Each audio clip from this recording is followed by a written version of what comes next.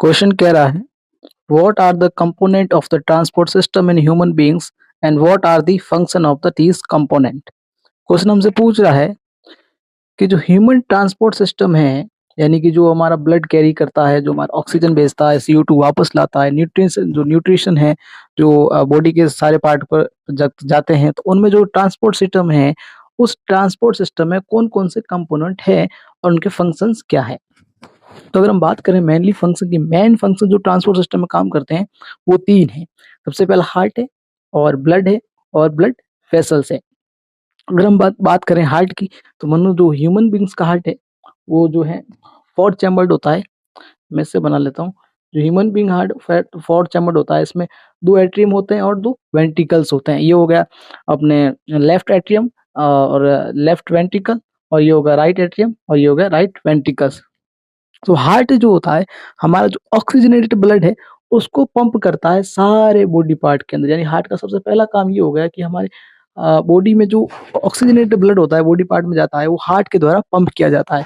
और इसका सेकंड काम ये है, ये सारे बॉडी पार्ट से जो है डीऑक्सीजनेटेड ब्लड, यानी जिसमें कि ऑक्सीजन नहीं है, CO2 है, वो लेके आता है। और वो लेके आने बाद उसे वापस पंप करके उसको जो है लंग्स के पास भेजता है, जिससे वहां से वो ऑक्सीजनेट होकर वापस आ जाता है। यानी कि pump oxygenated blood through the body and the receive deoxygenated blood from the body parts and the send to the lungs for oxygenation।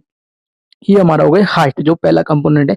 Second component है ब्लड। ब्लड में आपको कुछ भी याद रखने की जरूरत नहीं है। ब्लड ये रखें, ब्लड एक मीडियम का काम करता है। किस मीडियम का काम करता है? यानी कि जैसे हम ऑक्सीजन लेके जाना है, हमारे जो न्यूट्रिएंट लेके जाने हैं या फिर CO2 वापस लानी है, तो उसमें जो एक मीडियम काम करता है ना, वो हमारा एक ब्लड है। यानी कि help in the transport of the oxygen, nutrient and CO2।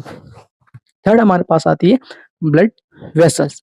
Blood vessels की अगर हम बात करें, तो मेनली हमारे ह्यूमन बींग्स के अंदर ब्लड वेसल्स को 3 कैटेगरी में डिवाइड करते हैं। एक होती है आर्टरी, एक होती है वेन और एक होती है कैपिलरीज।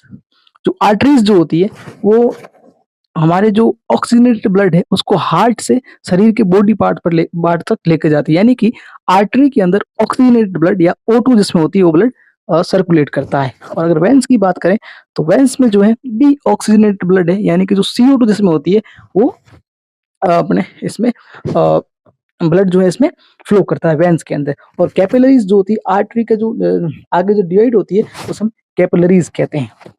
तो इसका ब्लड वेसल्स का काम ये हो गया, carry blood either away from the heart, यानी कि हार्ट से दूर भेजती है, and various organs of organ और from organ back to the heart, और हार्ट से दूर भेजती है और साथ ही हार्ट को वापस डीऑक्सीजनेट ब्लड लेके आती है। यानी कि जो पहली लाइन लिखी है carry blood either away from the heart, he arteries के लिए है, और बाद में जो लिखी है वेरियस ऑर्गन और बाद में और from organ back to the heart, और सेकंड लाइन जो लिखी है यानी कि from organ back to the heart, ये हमारे वेंस के लिए लिखी हुई है।